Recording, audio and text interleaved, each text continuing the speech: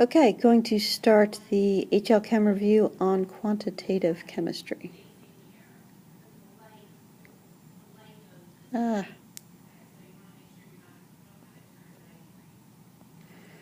right, so hopefully you remember we're going to start small. Feel free to go fast forward through it. Remember, elements are the basic building blocks.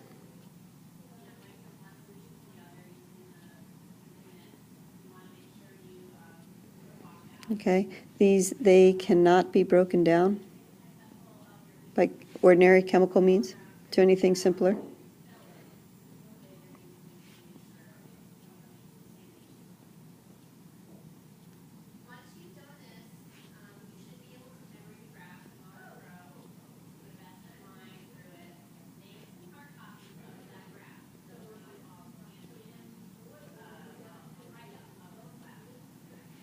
Okay, so some background stuff that IB wants you to know, some important things that chemistry has done for our world.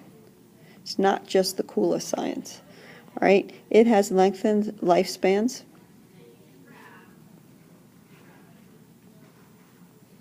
And this is through making safe drinking water, being able to disinfect that, synthesis of antibiotics,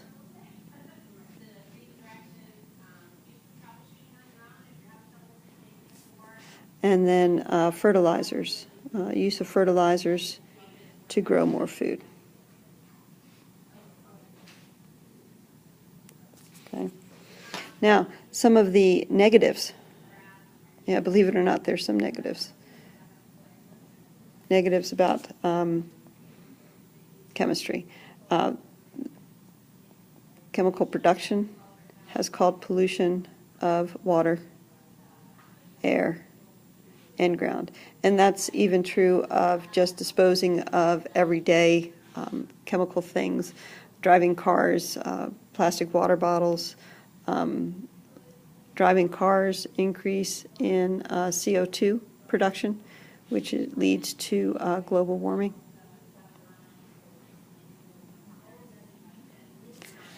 And then the indiscriminate use of explosives.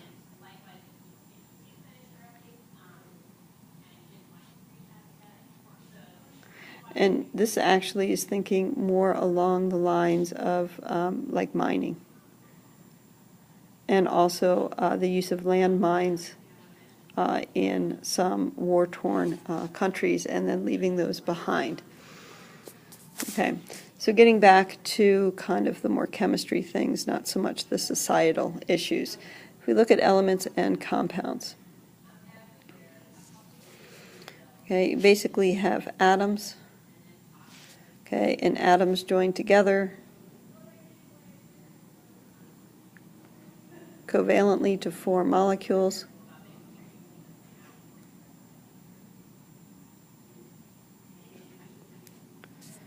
Right? You have to remember that elements, we have the series of diatomic elements, so when the element is by itself, it forms like the O2, F2, Cl2, I2, Br2, N2. Which one did I forget? Did I forget any? I'm forgetting one.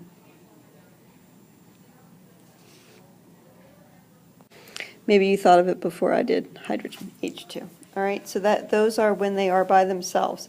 All right, a couple that we didn't talk about, though, is phosphorus is typically taken to be P4. And that actually has a kind of a really weird structure.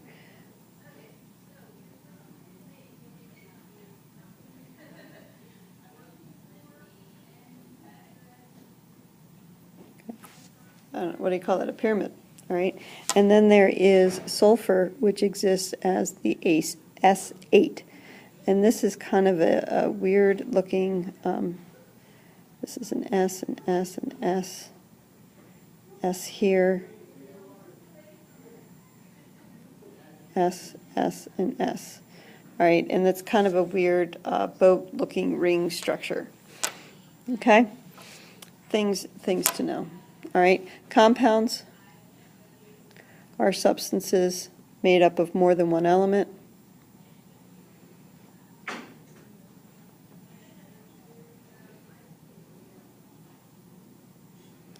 Okay, an example, H2O. All right. They don't make as much of a distinction for ionic compounds, but remember... Folks, yeah, oh good, you're wearing safety glasses. I do want you to wear safety glasses for this lab. Remember ionic compounds? I know, it seems lame, but... Crystalline structure. You can say hi to Dr. Carrier. Hi, sorry. Not a big deal. Crystalline structure, remember, with attractive forces in 3 dimensions between the cations and anions.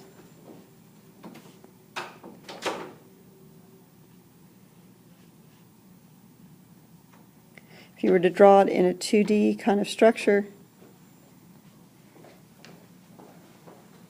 that's how I would draw it. Oops, that should be a minus. Darn it. And plus, all right. And actually your anion should be bigger than your cations because of the larger structure of a anion. All right, last thing I think we're going to talk about is moles and Avogadro's number.